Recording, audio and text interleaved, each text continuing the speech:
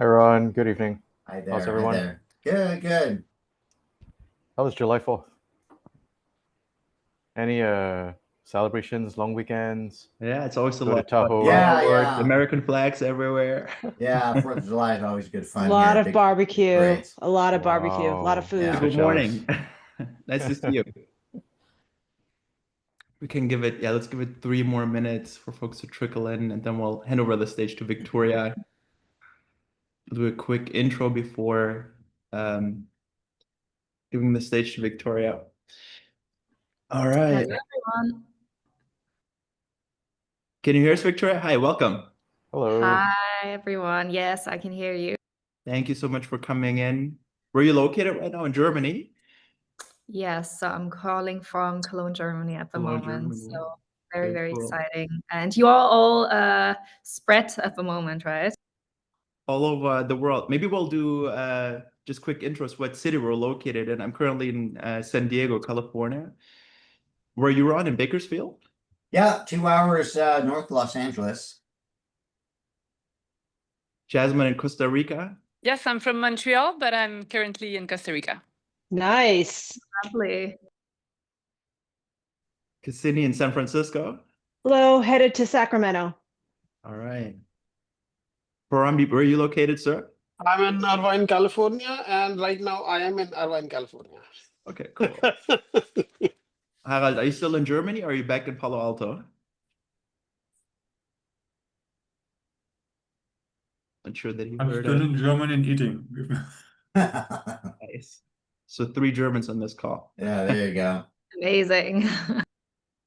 All right, just to be respectful of everybody's time, let's get started. Victoria kindly agreed to come in.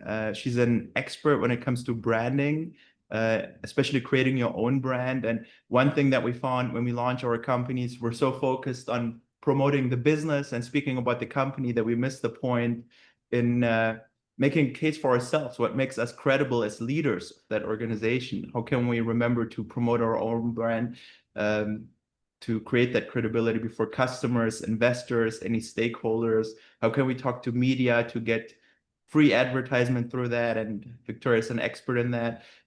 Victoria spent 4 or 5 years at LinkedIn in Ireland and now launched her own company as a speaker. So I'm very excited to learn from you, Victoria. Please take the stage, and we're excited to hear from you. Thank you so much, and so great to be here, everyone. It's really, really great to have a chat today. So I talked to Victor, he approached me, and we thought that we just, share some slides with you in the beginning. So I thought, because I assume everyone is kind of on different levels here, that I just give you an overview first. What is personal branding? Why is it relevant in today's world, especially if you're currently founding a company or have founded a company? Why does it matter today? And just share a bit of my story as well, how it led me to actually founding my own company at the moment. So that's what the session is about. And I think I keep that brief, so maybe just like 10-15 minutes, and then we open it up to questions. So depending on the stage you are, you can just shoot questions at me and I try to answer them as good as I can. Does it make sense for everyone? Is that a good plan we're looking at? Amazing. Okay, then I'm just going to quickly share my screen for all of you. Okay, here we go. Can you all see my screen at the moment? Yes, we see it. Amazing. So basically, do you see the different slides as well when I click them? Yeah, we see the slides and also the list of the slides to the left. Oh, you see the list as well. Okay, let me minimize. Oh, sorry. I usually use like presenter mode. But okay, for the moment. Okay, I'm just gonna keep it that way for now. Or does it bother you? Then I'm just gonna open it in Canva. Yeah, okay.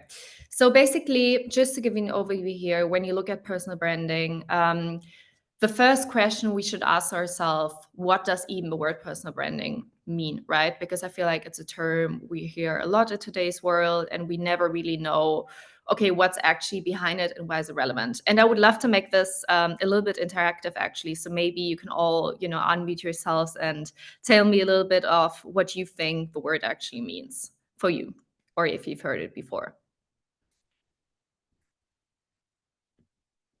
How you aim to be perceived by folks in your environment, and maybe you can also tailor it to the group that you're with. You will project a slightly different brand when you're with investors versus friends versus relatives. So how do you want to be seen by your circle? How are you seen by your circle? Very good. Any other thoughts, opinions on that one? I would add, Go ahead. I would also add that it's how you make others feel, the emotions that you evoke, and in turn, what action or call to action you would prompt folks to take as a result of that feeling, not just Love the that. knowing. Love that one. Very good. Any other thoughts? Maybe one more. Yeah, a quick one. A lot has been on like what others feel, but I think looking internally, it is who you are, what you do, what you are, what you believe in, and that is the branding from a person, which is yourself. Amazing. Yeah, I love all of these. So thank you so much for all your answers. For me, it's actually both, right? So I think the first definition, and you also named that first, I think, Victor, it was, is what other people say about you when you're not in the room, right? And the second one is also obviously looking internally. However, let me clarify, everyone here, a personal brand is not something you build. Everyone has a personal brand. It's because everyone here has something others say about you when you're not in the room, whether that's at work, whether that was at school back then, at university, at Lisa, you all have a personal brand already. So wouldn't you want to be the one actually shaping that outside opinion? And for that part, it's actually relevant to look internally, but we're going to look at how we do that later on. Why now? I think personal branding, as I mentioned, is a term that has come up a lot, but back then, when you wanted to promote yourself, you wanted to promote a company, you needed to look at classical media, right? So you needed to approach maybe a PR company, or maybe, you had all these big CEOs, being in the press, or you had like celebrities being in the media, being in movies. So that's how you knew them. But nowadays, you actually have platforms, for instance, like LinkedIn, like other social medias, where you can become your own brand and becoming your own personal brand. And I think that's actually something which is super important for founders, is how you can promote your business.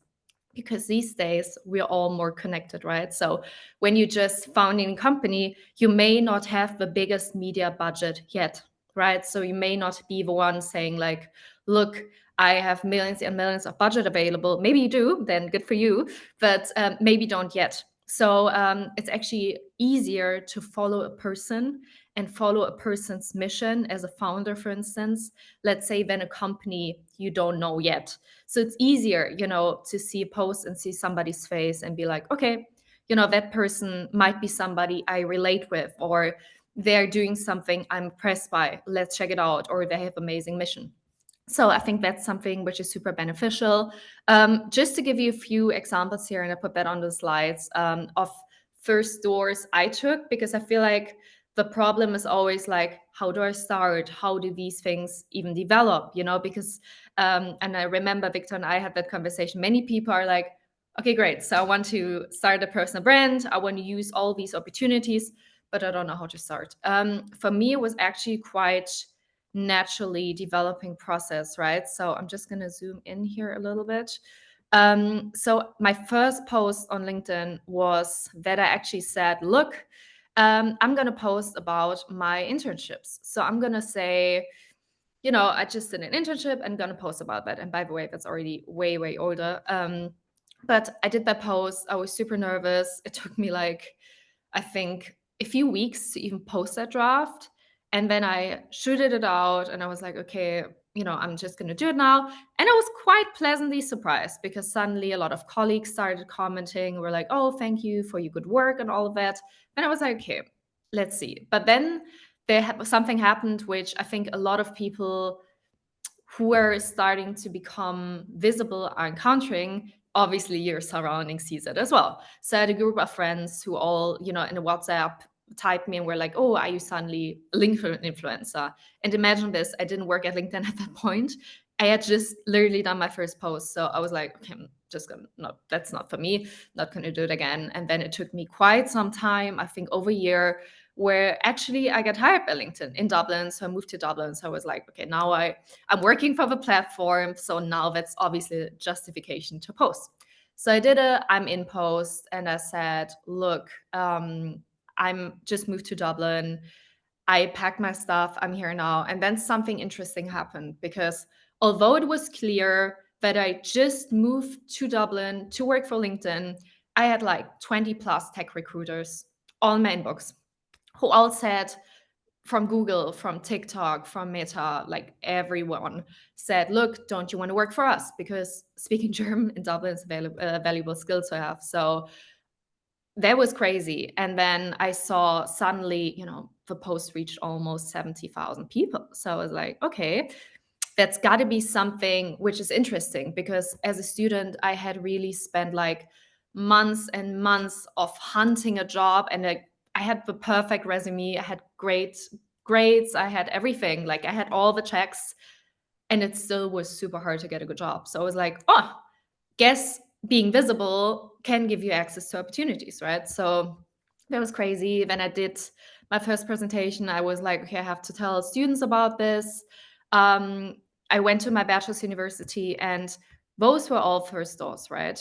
And what I want to show you here is a few of the doors that actually opened by just making the first step and by just opening that very first door. So the first thing that happened after I hosted that presentation at my bachelor's university was I get approached by a university in Lisbon. So I actually flew to Lisbon a few weeks later and taught their students about the power of, LinkedIn personal branding, etc. Then, fun fact, I actually applied through all my job search to Google back then. I got rejected, and yeah, half a year later, I got invited to be keynote speaker at the headquarters. So I went to Google, told them my story, and so I was like, okay, sometimes also maybe an inspiration, you just need to find the right person or somebody who sees your worth, your value. And then so many more things happened, right? Like I spoke in front of 5,000 people. I got named #1 creator for productivity and personal growth. I recently just quit my job, right? What you also just heard, to set up my own business. So why am I showing that? It's not to say, oh, look what Victoria has achieved, because that's certainly not it. I just wanted to quickly give you an example of what can happen when you just open that first door sometimes and do that first post, right? Because applying that to being a founder, you never know who you could reach. You could reach your potential clients, your potential customers who say, oh, that's exactly the person, or that's exactly the business model I was looking for, or that's exactly the problem I had that you're solving with it. Investors, think, oh, what a great business idea, who would just come to you naturally. And what I love about it, so at LinkedIn, I worked in sales and in marketing, so I know both sides. And my favorite kind of sales is kind of inbound sales, because that means that you are attracting people, by, for instance, doing good marketing, and you don't have to chase them, which is outbound, right? So it's nice because you can attract opportunities with it, and it can bring you a lot of benefits. And I actually have so many examples of founders in Germany, for instance, who I know very well, who through their personal brand actually kicked off their PR presence, because a lot of PR people are looking at LinkedIn these days for inspiration. They got investors suddenly in their inbox, and they just skyrocketed their strategy basically at that point, just because they're visible. And just to give you an example, I'm currently reaching over 20 million people per year with my LinkedIn account. And I have about like 40K followers at this point. And I've been posting very sporadically, right? So in the beginning, I just started with like once a month, and I started once a week. So there's still so much opportunity just lying there out there just for everyone to grasp. So I can really, really encourage you to start. Now, where do you start? I feel like that's always a great question. I brought you this one. I'm sure many of you have heard of Ikigai before, right? Of a concept, the Japanese one. But I still wanted to show it to you because I feel like it's the same question you ask yourself in life, like what should I do? And which I'm sure many of you have already found being in this position. And you can apply that what you should post about, right? So I would take that as a general inspiration. If you haven't found your topic already, look at what you love, what you could do all day, what world needs, where you're good at, and what you can be paid for. However, then strategize and say, okay, what are 2 to 3 key topics? What is one thing I could talk about every single week? So you could establish things like post series, right? So every Monday you write about a certain topic, or you answer a certain question for yourself, right? Or you have like Motivation Monday where you talk about things that motivate you, or so you can establish series. But if you don't know yet what to post about, maybe you have a business, but maybe you don't really know, you're covering a lot of areas, obviously, what you want to deliver to people. You can actually go to others. So you can go to your co-founders, to your colleagues, to your friends, to your, whoever. And you can actually ask them, hey, what's one thing you would ask me for advice for, right? So you could go to them and ask that. And oftentimes I feel like maybe we're also underestimating ourselves in a way, or maybe we're not clear at what we're good at, and sometimes other people can be quite a good mirror. So ask them, and then at the beginning, don't be too hard to yourself. Look at 2 or 3 core topics and just test it out. So that's like one big advice I can give to you already for posting strategies, is like, what are the things you really want to talk about? Because your profile can change. It doesn't mean that now if you're starting to post about something, it has to be like that. And just to give you an example, your profile is developing as you are as a person. So feel free to change it when you're working on it. Feel free to adjust your content, and really also, like you're doing with your startup or in marketing, try out what works.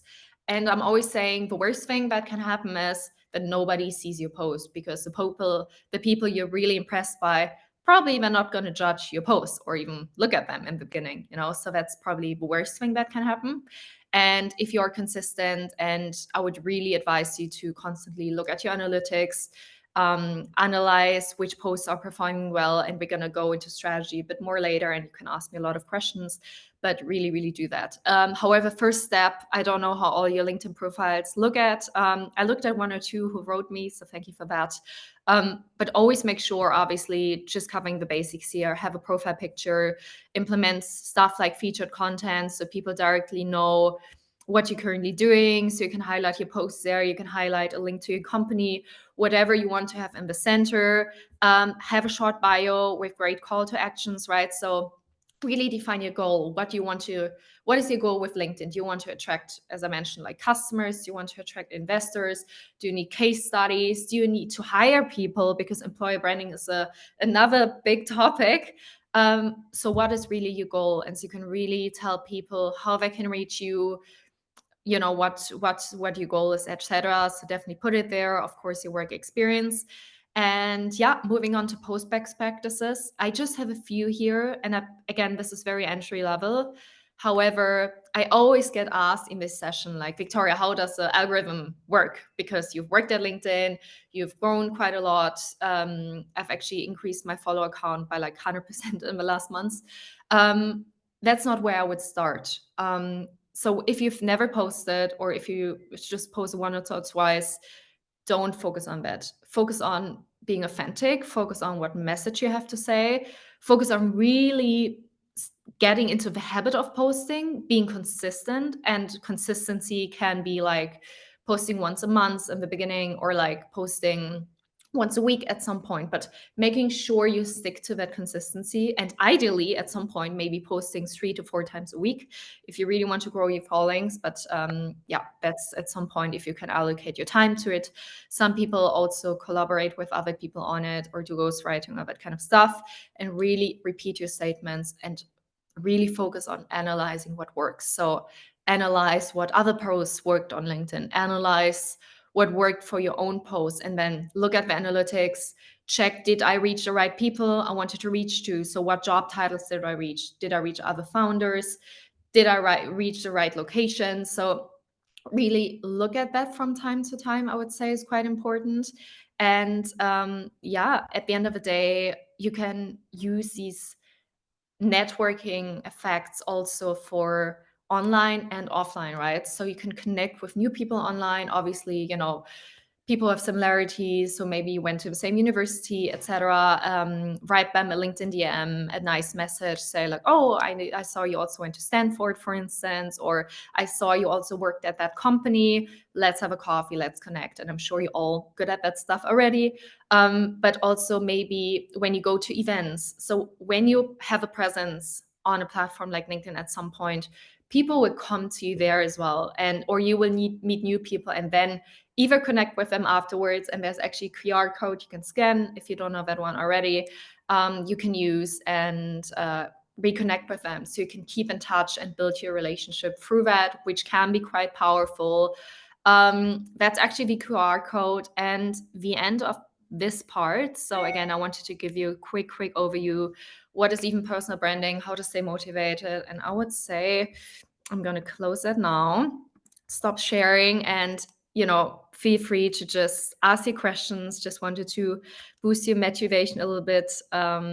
Yeah, show you what's possible and give you an example. Actually, how I had a side hustle and then turned it into a full-time thing, because it does take time, but just give you an overview of what can be possible in a few months. And yeah, ready for questions now.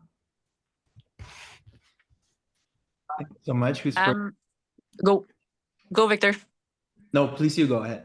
Okay, but it's just a little question. Actually, I'm about to change my personal branding for the third time, let's say, in my adult life. Yeah. And every time it worked really well. You know, like I went big time into health and fitness because I was opening a big center in Montreal. So I went like, I'm your girl, you know, and it went super well. Then and another thing, and now it's like a third wave, you know, with that startup chapter of my life.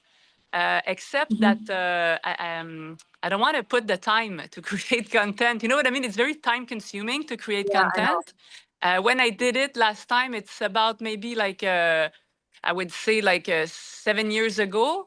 So there was no tools really that much, you know, it was really like, or like filming myself or hiring some photographer, some videographer. And so I was wondering, is there some tools that you recommend to automate the process? Not all of it, you know, but I even checked into like Hey Jen or stuff like that. I say, hey, if I can just like film myself once and then just feed the machine, but the results were absolutely absurd, you know, like I'm not going to do that right now. Maybe I'm just not good at it. But so I was wondering, like, how can you like power, you know, like propel this with less time, more presence, but with less real presence, you know?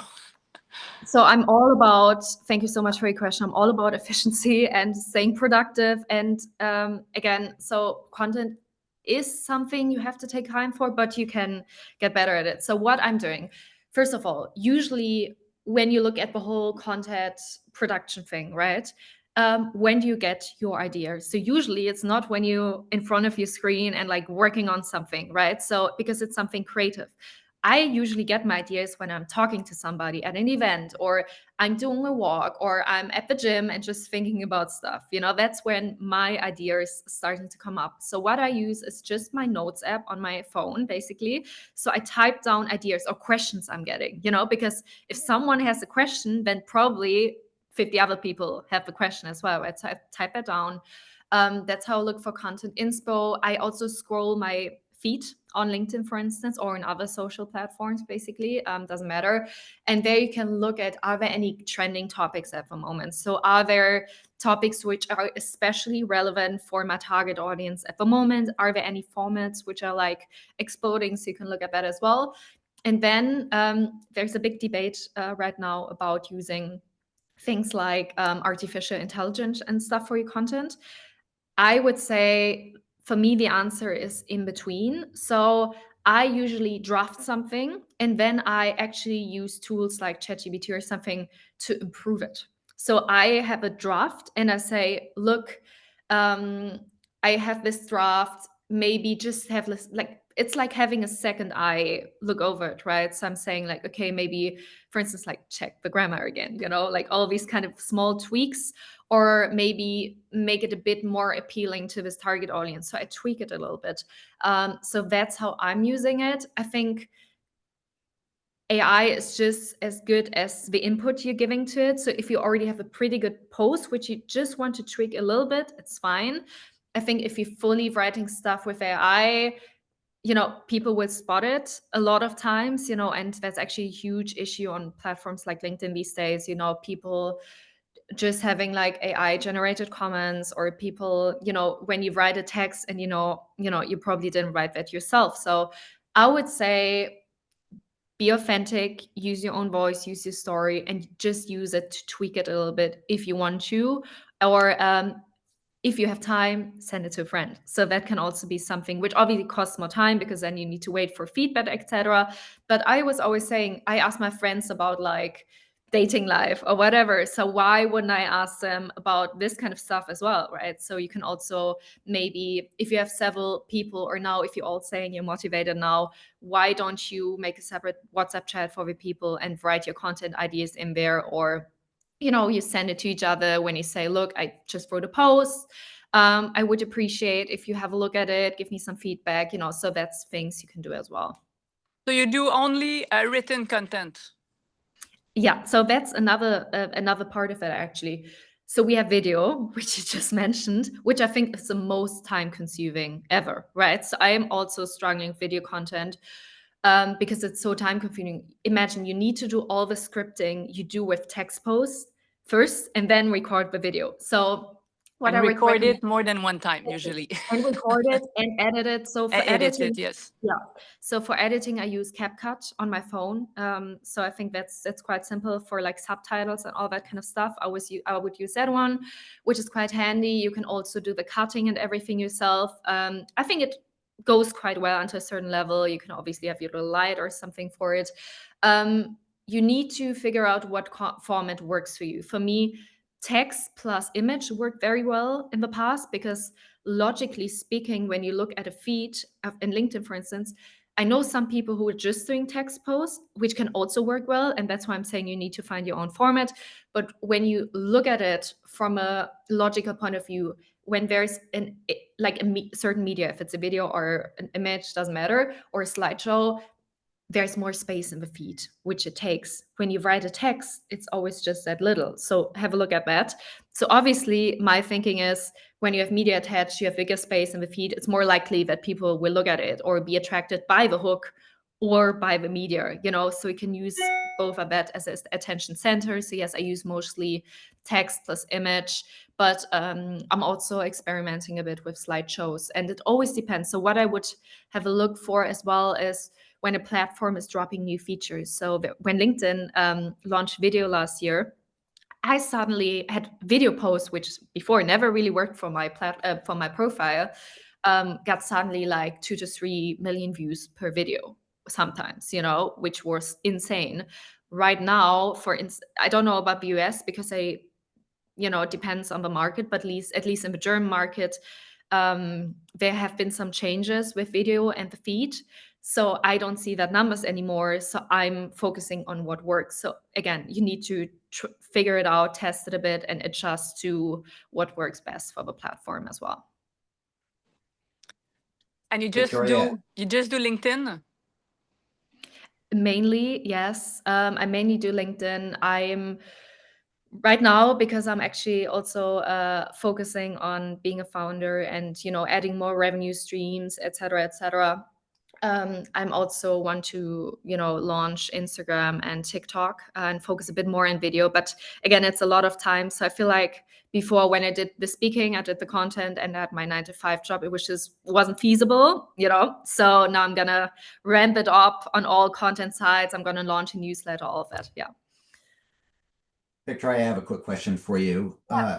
What would you say to A founder who has more than one company, a founder who has 4 different companies Mhm. and 4 different vertical markets. Yeah. And that founder does not want to be seen by all, but wants Yeah. to be specific. So, what would you say to that? What do you mean with you don't want to be seen by all? Like you personally, and what does it mean? Can you explain a bit more? Yeah, so founder has more than one company that's not in the same industry, Yeah. and these industries may or may not overlap. So you want Yeah. to avoid conflict of interests. You want to avoid these things. Yeah. So you want to be able to show this to somebody, but Yeah. not show this to someone else in the other industry. Okay. So Do I understand correctly? So you have one company you want to increase your personal brand with or associate no, with? Or, you have one founder yeah. who has numerous companies, Yeah. Yeah. but and those companies need to be advertised. Yeah. Of course. So does that founder have to be does that founder need to be a founder for all those 4 companies? Because I have people who are working for me, but I don't want to have content for 4 different industries, for 4 different Oh, I vertical get that. markets. So So I would actually say, first of all, I would probably ask what the business models are, you know, if it's something and what the goal would they're be, all right? different. So if they're all different models, So I think that's something you need to look at case by case, right? So for instance, if you want to be visible as a founder, are you still actively involved on, you know, all companies? Is one maybe priority at the moment? What is your goal? Is your goal visibility, you know, top funnel, like impressions, brand awareness, whatsoever? Is your intent lead gen? Is your intent sales? Is your intent you know, like all look at all employer branding, hiring people? So really what's the focus? What stage are you in? And then focus on what you can do. I give you one example. If there's one company which you just founded, which you just want to get out there, you know, so you could, as a founder, do some extra support there, make it visible, help with the impressions, write some posts about it, attract all, you know, make it visible to investors. You can also work with employer branding. So not only as a founder, especially when you say you don't want to be involved with every single company or can be, you know, time-wise, you can also work with your employees and have a posting strategy with them. So there's a concept now which is called corporate influencing, where actually employees post and become a positive effect for the employer brand, because again, a human or like a face you see online is way more relatable than just a company. And when they say, look, we just had a great event, or I just had my onboarding, just started at the company, you know how many times it happened to me that people said, oh, would love to work at LinkedIn just because of my post. And then I set up coffee chats, connect them with recruiters, you know, all that kind of stuff. So I think there's no generic answer, but if you want, at some point we can have a chat after, and I can help you a bit with that. Yeah, because it depends on your goal, I would say. Thank you. You're welcome. Okay, do we have more questions? I could have one. Victoria. Yeah, go ahead. Excuse me, Go ahead, go ahead. So it sounds like a second job, really. And the question is, right now I'm juggling 3 jobs, right? When should I do this without stretching myself too thin? Yeah. When I'm talking to some colleagues and friends, I really don't want to do that. I have a job, I have a life, and I have to I know. do this on top now as a kind of requirement. They really hate it. And not because we're all old, it's more like really something more we don't care about. I completely understand. I think time is our most valuable resource we have, and we need to prioritize it, right?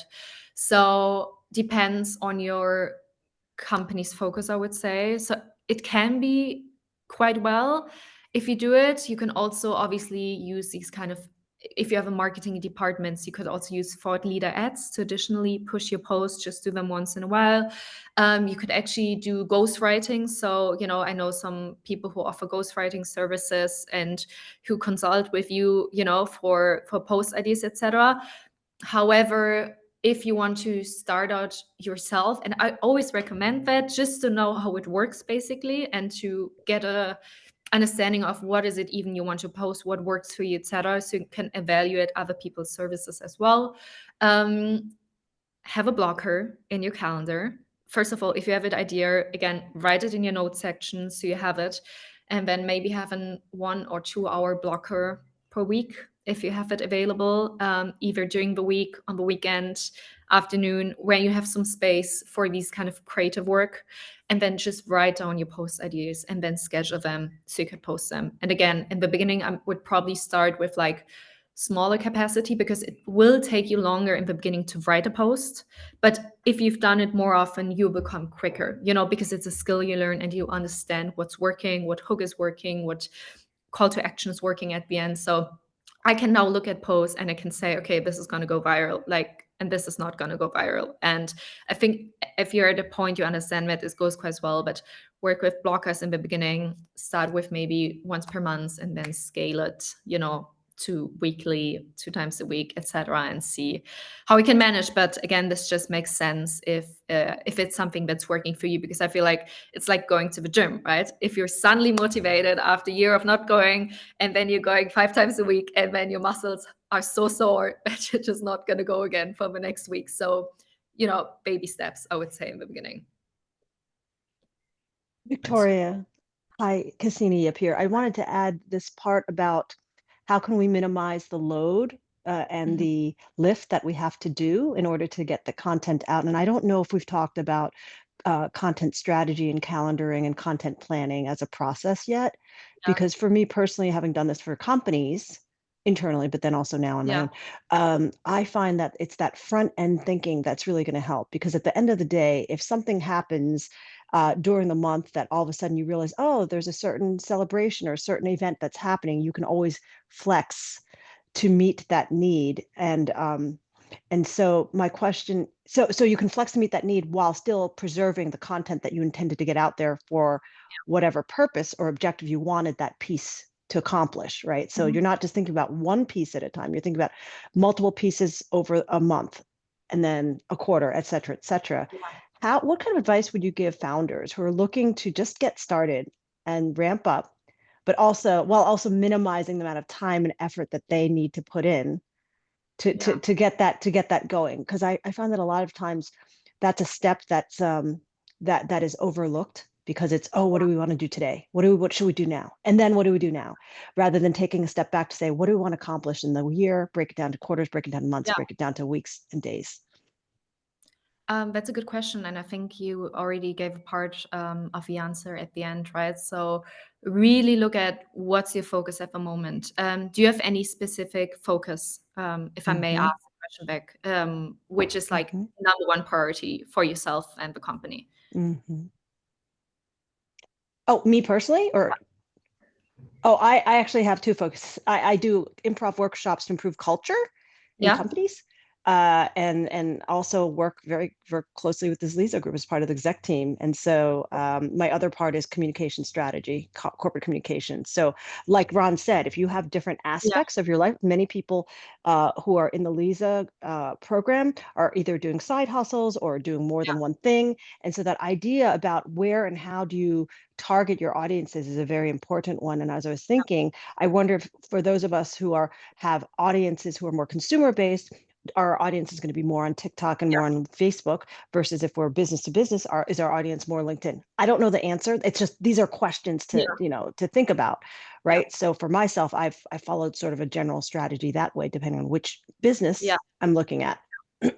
I think generally speaking, I think it's always good to multi-thread your content if you can, because, different things work for different platforms, obviously, but you can repurpose parts of it, right?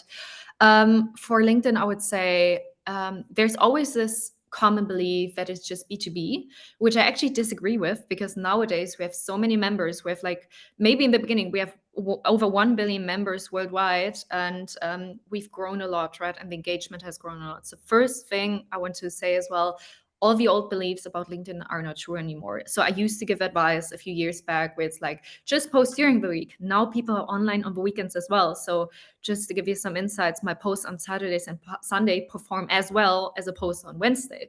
So people are using it more as a social network, right?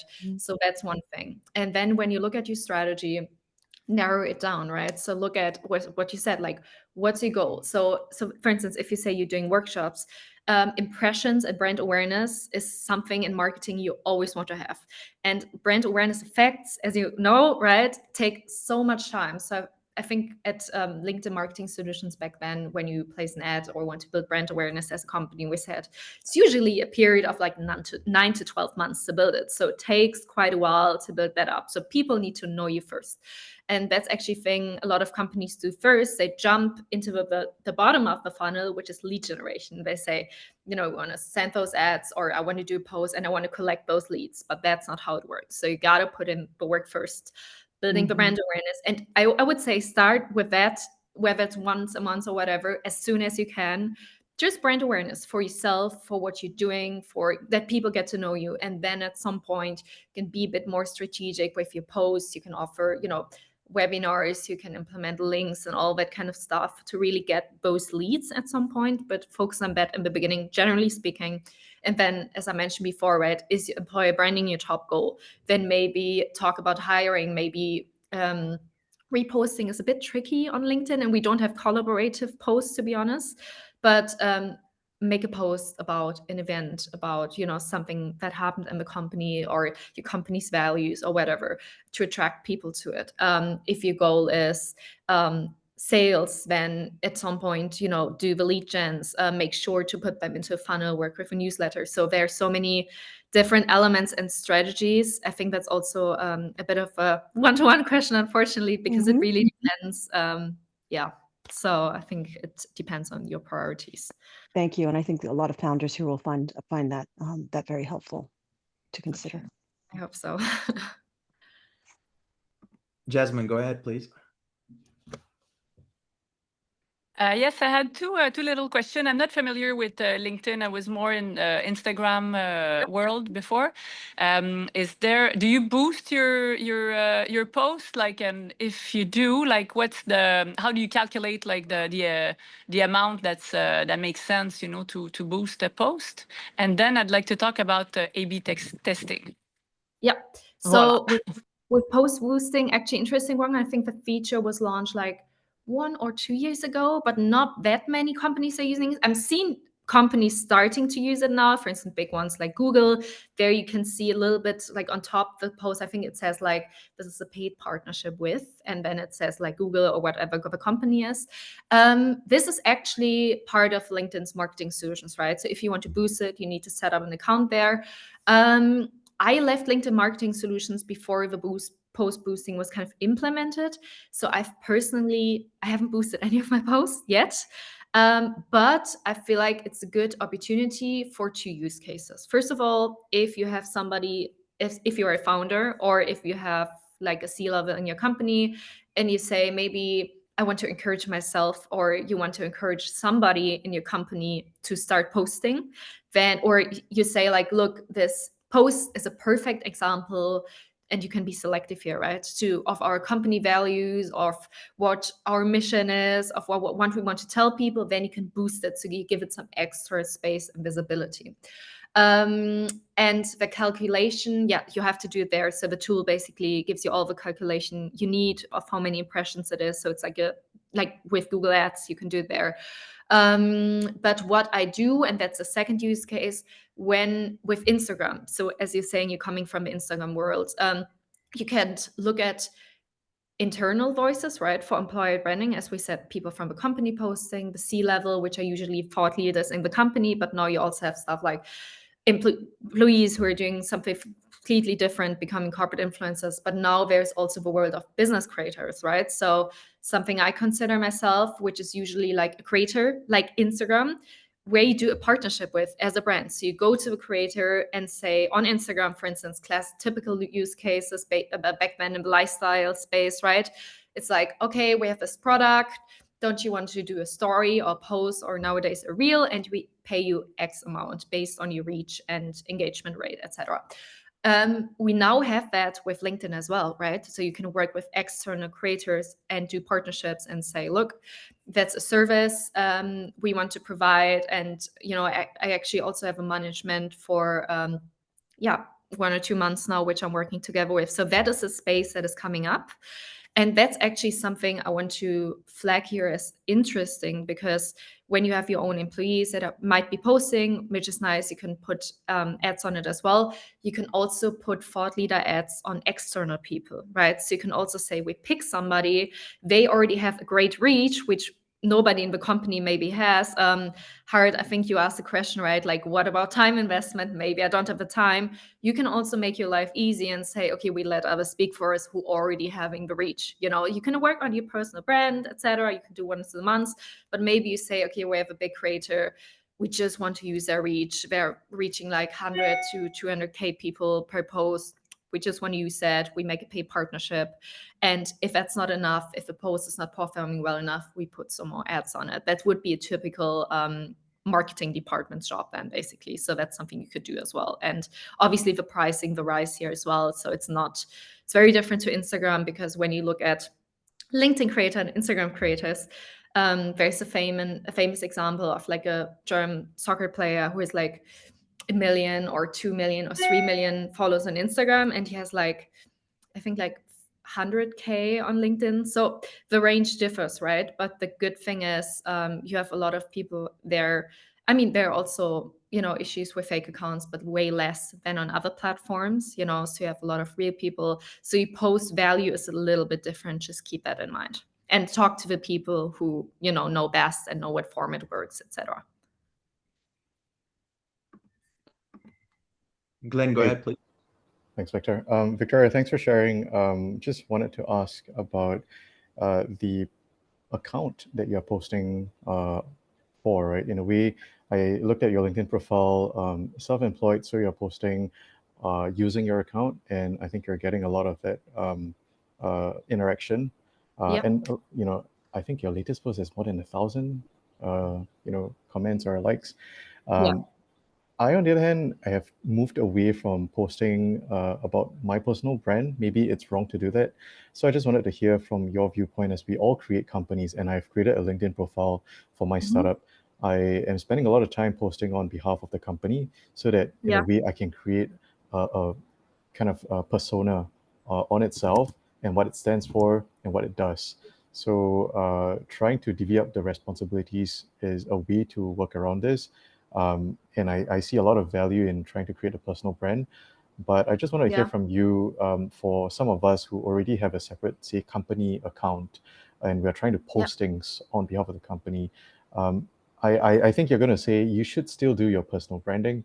Do you have a way to address this? I know a lot of people ask, like, you know, this is a separate job entirely. Yeah, I'll just pause here, please. So I actually just checked out your LinkedIn profile simultaneously, and I just had a look, and I saw that you were reposting a lot of your company's posts, right? Do I see that correctly? So the company it's called Lumina. Is that the right one? Yes, that's right. Thanks for looking at. Yes, so of course. So that's actually a good use case, right? Because I saw you reposted it, and wait, actually, maybe I can screen share so we can have a little look at it. Or is that embarrassing? No, sorry for out here. Go ahead. I would love it. Yeah. Okay, great. All for so we just have criticism. Rita is smiling too, because I know it's going to be super helpful for everyone. Yeah, exactly. So this is you, right? Can you all see my screen right now? Yes, we see our home screen in LinkedIn. Oh yeah, the home screen in LinkedIn. It's also, if you see Glenn's profile here on the left. Yes. Cool. Okay, so this is Glenn. That's his profile, and we can actually have a look at it quickly as well. So just to have you a few parameters. You know, if you ever want to deep dive in your profile, you can also approach me and we can see what we do. But you have Glenn here. You have his profile. You already have a nice profile picture. We have co-founder here, CFO at Lumina. So that's your company, you have your location.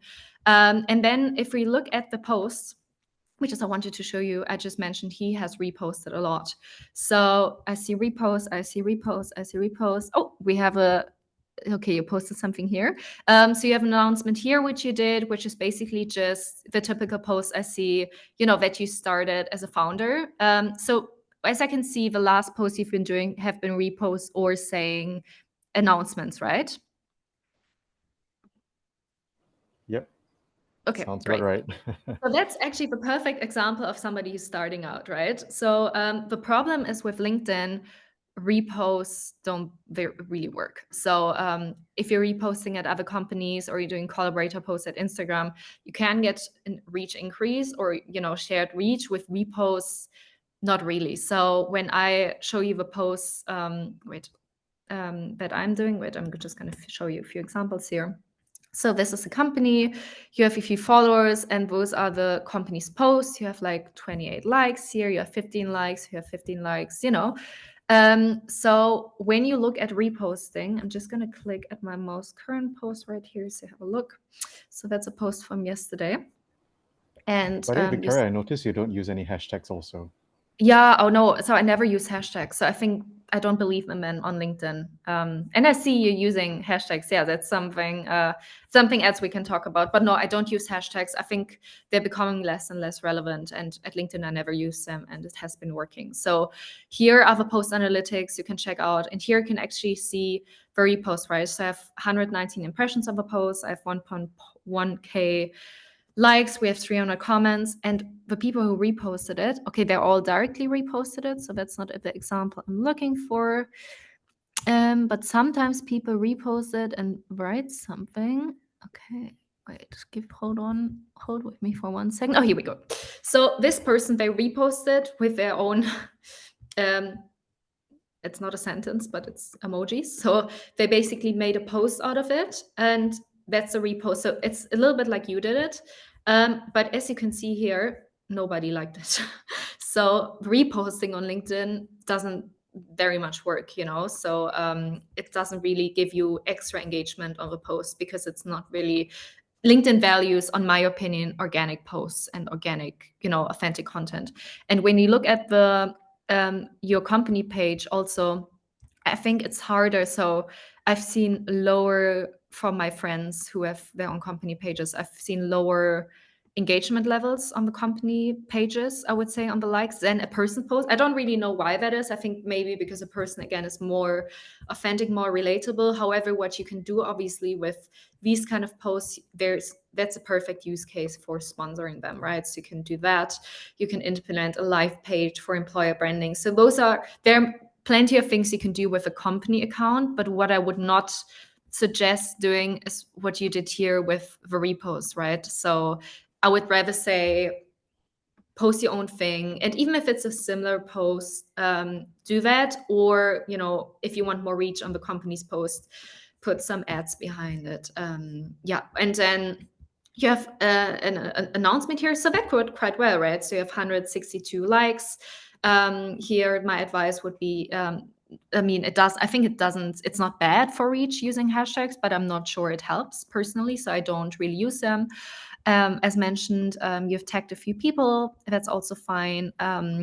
What I would suggest here is when you look at your posts, you don't see the whole post in the feed, right? You will just see the hook basically, and then more. So this is the part you're seeing from your repost or here. So always make sure it's optimized in a way that people see the whole sentence. So your hook is as long until the more section, because that can help a lot. Just to give some practical examples here. Hope that helped. And I saw we have a lot of more questions, but again, that was just my quick analysis of your post. So for your next step would be start posting yourself, start looking at your posts, start optimizing your profile a bit more. I also have some more thoughts on this one. So feel free to send me a text afterwards and maybe we can work on that. But yeah, starting posting now, or starting engaging with other posts, starting to comment on other posts, or, you know, all of that kind of stuff. And then, by the way, you can also, just saying one more thing and then moving on, you can add your featured content section here. So if you do write posts, you can have them all highlighted here. And by the way, have a look at my profile as an example if you want. So this is a in focus section. Sorry, it's all in German. But you can have your top posts here or services or whatever. And that also helps, because if you're posting regularly, you're just seeing your latest activities here, which is when you're just posting once a month or reposting, doesn't matter. But if you're engaging multiple times a day, you want your top priority things highlighted in a way. Thanks so much, Victoria. Appreciate it. You're very welcome. All right. No need to raise your hand. Just jump in, please. Just, and by the way, I have 5 more minutes and then I need to jump to the next call. Just keeping time with it. Okay, I guess I'm gonna go next. Very Yes. helpful recommendations. Thank you so much. You're welcome. So as a LinkedIn influencer, I do post Mhm. about personal stories and leadership Mhm. and technical updates.